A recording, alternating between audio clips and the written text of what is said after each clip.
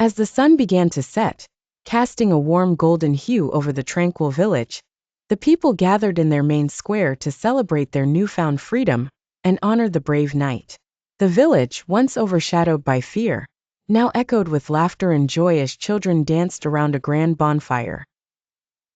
The king, deeply grateful for George's remarkable gallantry, invited him to a grand feast held in the knight's honor.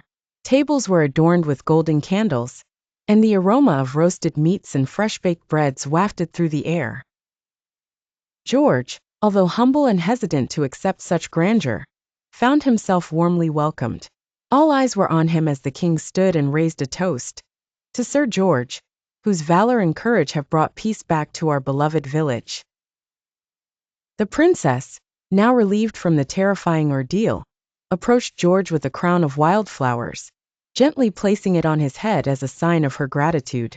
"Thank you, brave knight," she whispered, her cheeks flushed. That evening, as the stars shone brightly over the jubilant village, George stood by the lake, reflecting on the day's events. The gentle ripples in the water seemed to whisper promises of new adventures. Suddenly, the hermit from the cave approached with a mysterious glimmer in his eye. "Sir George," he began, "though the dragon was fierce and victory difficult, there are many lands still in need of a hero like you. If your heart is willing, you'll find many more stories to be told, deeds to be done." He paused, patting George's shoulder. "Your tale doesn't end here." George nodded, understanding that although he had ridden into this village as a stranger, he would leave as its beloved protector. The village, now a second home, forever marking the beginning of George's legend, he knew his journey would continue.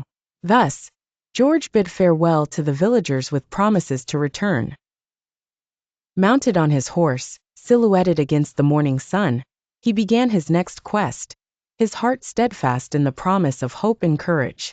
And so courageously, the brave knight rode on, destined to be celebrated throughout the ages. George, the dragon slayer, the hero to all,